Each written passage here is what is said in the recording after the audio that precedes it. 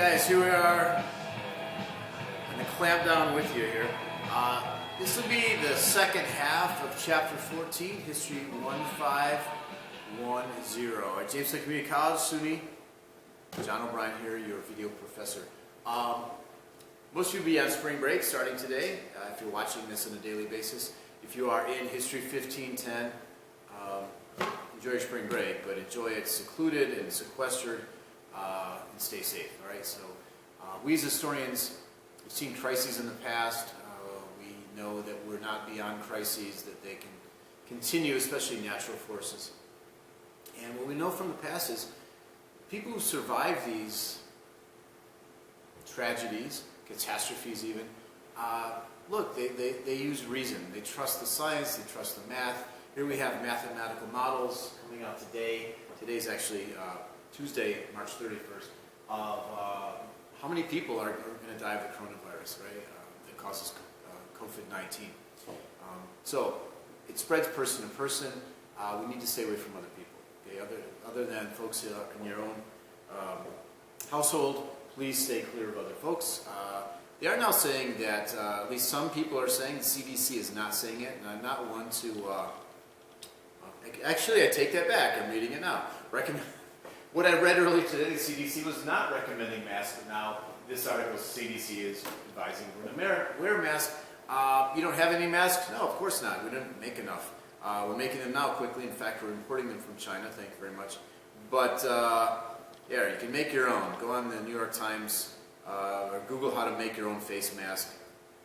Basically, stay clear of other people. All right, cover yourself if you're coughing or sneezing, and sanitize your hands.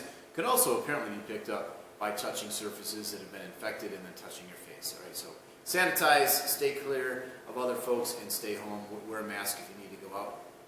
And study for your history exam. I hate to be facetious about this, but life does need to continue on, and my History 1510 students, face-to-face students, do have an exam due tomorrow night. This is Tuesday, I'm talking to you, so for most of you, if you're watching this on Wednesdays, due Wednesday evening. It will not include the material in this lecture, so don't watch this. Put together that exam, 3 questions from the 3rd unit, and this stuff will be on the 4th exam, the so-called final exam, which will just be the 4th unit, right?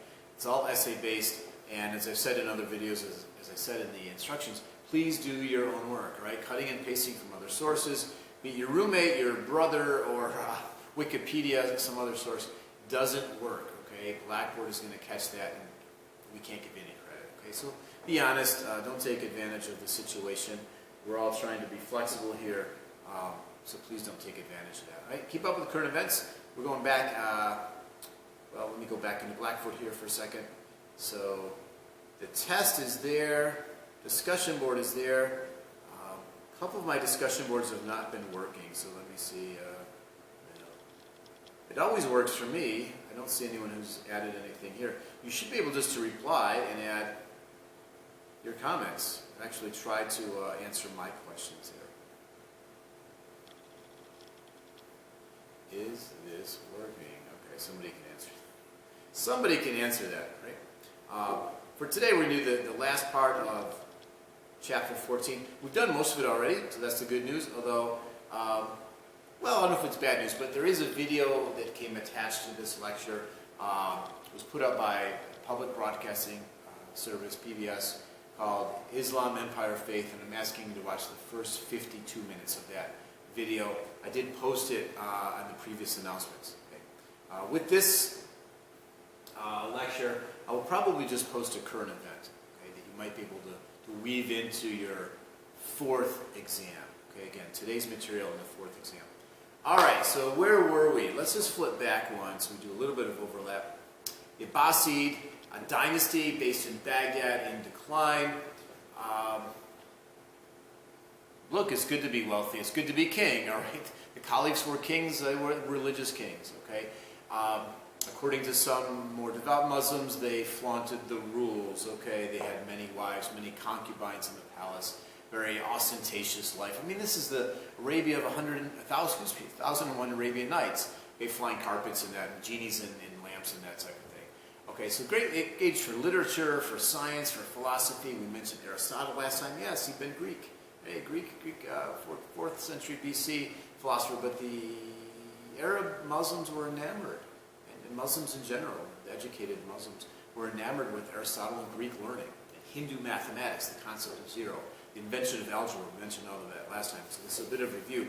The Abbasids decline. One family in power for a long time. Things tend to go awry. Sometimes you see this in businesses where, grandpa starts the business and works real hard, and then, look, traditionally it was the son. It could be the daughter as well. The son doesn't work quite so hard, and the grandkids kind of blow all the money that goes out of business, okay? So imagine if that happens to an empire with this vast wealth of Southwest Asia for centuries. They're going to be problems, right? So the Abbasids declined, and then they were overtaken by the Central Asian Turkish people who came from the rolling, treeless, grassy hills, the steppes, S-T-E-P-P-E-S, of Central Asian nomadic people who overtook the Abbasids. And as we said, literally blinded the caliphs and came to rule kind of literally from behind the throne. Okay? But, I didn't say this last time, converted to Islam in the process, right? So these steppe nomadic people were enamored with the civilization they saw, and they were able to conquer. But they loved civilization, right? They became literate as soon as they could, and they began to live in cities and eat fine foods and all this kind of lavish stuff, philosophy, what have you. And they turned to Islam as well. This religion was appealing to them. And in fact, they will take Islam further eastward into India with all the kind of faith of converts, right? This overzealous, there's a religious word, this kind of over-energetic faith and conquer part of northern India, the Turkish people. We'll get to that in a future chapter. You can link it with this one. What about the economy and society of the early Islamic world? Look, you have kind of one cultural zone from Spain, in fact, northern Spain to northwest India, today what is Pakistan, or the Punjab region of India. Really one free trade zone, and remember, Muhammad himself had been a merchant. Honest business practices were praised. Wealth wasn't seen as sinful as long as one was giving to charity and helping the less fortunate. So trade spread throughout the Muslim lands, be it under Abbasid rule or Spain itself was under a branch of the Umayyads. Cotton, paper, industries, by that we mean hand manufacturing, is moving from China into Europe, right? Spain will be a center of learning. Spain during this era we'll call the Middle Ages was one of the few places in Europe you could go. Between the years, let's say 800 and 1200, right? And or at least until 1492 in parts of Spain, and experience toleration for diversity, cosmopolitanism, where Jewish people, Muslim people, and Christian people, Catholics in this sense, in this era, worked together, lived together, and studied together. Right? Read Aristotle together. What the Europeans will rediscover about Aristotle after the 13th century will be Arabic translations of the Greek. It'd have to be translated into Latin. Okay? So, great learning. Major cities throughout the Muslim world, Baghdad, until the Mongols destroyed it, was a major city, beautiful city. Damascus, Syria. Unfortunately, the present and ongoing civil war there is destroying that city. Silk roads, silk routes I have there because sea lanes and overland trade is open. There's banking. Checks can be written. Instead of carrying around the money, you carry around a receipt and you bring the receipt to a bank. It's actually a French word, bank, for bench. The bankers used to be goldsmiths who sat on a bench. And I might give you a receipt that I owe you, 100 flecks of gold, okay? And you would take it to the goldsmith and he'd give it to you because he trusted me. So we have these early checks and credit investments. So great age for business, you business majors. Look at this. Spain, Islamic Spain, Al-Andalus or Andalusia. We have Muslim rulers, essentially whose ancestors come from North Africa by the early 700s. They were part of the Umayyad clan. So we have Spain under Umayyad rule, or at least a branch of the Umayyads, affiliated with the Umayyads instead of the Abbasids. But again, it's not a dark age. We might sometimes erroneously call Europe during this period, outside of Spain, kind of the Dark Ages. It was an age of localism and breakdown, feudalism, invasion by not only Muslims from Spain and southern Italy, but Vikings from the north and Magyars, Hungarians from the east. It appeared to break down after the mid-800s, mid-9th century. But in Spain, it's really a golden era. Okay, philosophy of writing, of algebra, if you like math. Okay, of toleration. Okay? So medieval Spain. If you had to go back into Europe in the Middle Ages, and let's say that's from the mid-700s until the mid-1400s, Spain. Okay? Spain is where you want to have your ticket. It's changing status of women. The Quran actually improved the status of women. I know that's not the common conception among many people, non-Muslims, especially what you might see in the media. It tends to hype things up, right? That's the nature of the media. Right? If it bleeds, it leads. A lot of good things going on in the world today, but we have 24/7 coverage of the COVID epidemic, which we should. We need to take that seriously. But these are the things that journalism and actually historians focus on, is the bad stuff, the exciting stuff, when a plane crashes instead of lands, right? And keep in mind, when there's news coming out of certain outlets, perhaps they're denigratory towards Muslim cultures. Why is that, right? Is that the truth? Well, find the evidence, right? Look at the evidence. The Quran actually improved the status of women. It outlawed the killing of female infants. Brides were able to retain their dowries, their money that they brought into a marriage. Male dominance was part of Arabian society before Muhammad, and Muhammad can't change all of that. He loved his daughters, he loved his wife very much, okay? But society is going to remain patrilineal. Polygamy is permitted under Islamic law, traditional Islamic law. Again, that's based in 7th century Arabia, where men were traditionally at war, tribal warfare, and where there were frankly more women than men. And Muhammad stood against sexual impropriety, against prostitution, because it denigrated, it put down, it demeaned the woman, especially, who would typically serve as the prostitute in this era, right? So he would make allowance for a man to take more than one wife, if that man could love more than one wife, up to 4, okay? Both emotionally and materially. The veil was part of ancient practice. Wealthy women were veiled in classical Greece, right? This great pillar of Western civilization. So the veiling of these wealthy women was an ancient practice that will be absorbed into the Islamic world. Muslims did not create that practice. Actually, this is not only Greece but also Mesopotamia. And Islam, like early Christianity, developed within patriarchal societies. Absorb some of that. Throughout this cultural realm, again stretching from northwest India to northern Spain, shared Islamic values. Okay, Islamic law will govern the land. Okay, the rulers will essentially be theocratic, and this will be God's law as interpreted by the rulers or the upper level religious officials, the imams. Okay, there'll be schools that teach the Quran. The Hajj becomes important for Muslims, at least once in their lifetime, to make that journey to Mecca. Right? But within Islam, there'll be diversity. Right? We already talked about the Shia minority and Sunni majority split. But even within this split, there'll be different sects. Right? SECTS, the Sufis, for example, who wore coarse woolen suf or clothing, and were the great proselytizers, the great missionaries of this faith, who practiced asceticism. Remember, that's religious discipline, self-denial. By all accounts, were very honest, pious, devout, and who engaged in missionary activity among non-Muslim groups.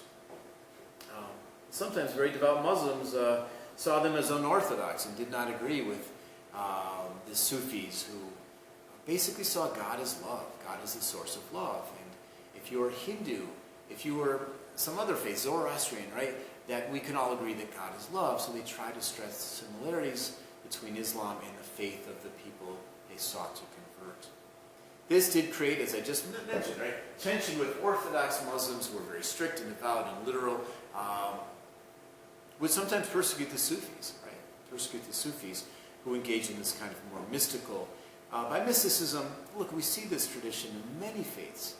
Buddhism, Hinduism, Christian, Catholic, medieval mysticism, where the individual tries to gain direct connection to the divine.